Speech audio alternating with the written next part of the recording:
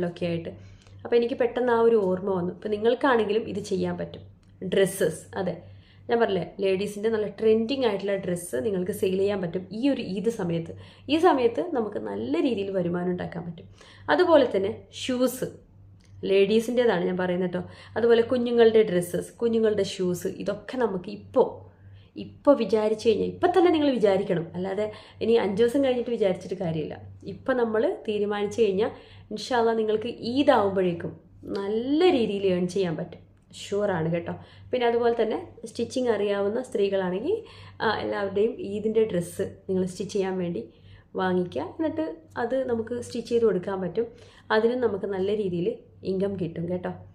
ഞാൻ പറഞ്ഞില്ലേ, മെയിനായിട്ട് ഇതുപോലെ സ്റ്റോൾ ഇടുവാണെങ്കിൽ പാകിസ്ഥാനി സ്യൂട്ട്സൊക്കെ നമ്മൾ പുറത്തുനിന്ന് വരുത്തിച്ചിട്ട് അത് സെയിൽ ചെയ്യാൻ വേണ്ടി ശ്രമിക്കുക. 2500 ഡ്രസ്സ് ഒരു 3000 രൂപയ്ക്ക് വിൽക്കുകയാണെങ്കിൽ, അല്ലെങ്കിൽ 3500 വിൽക്കുകയാണെങ്കിൽ, അങ്ങനെ ഒരു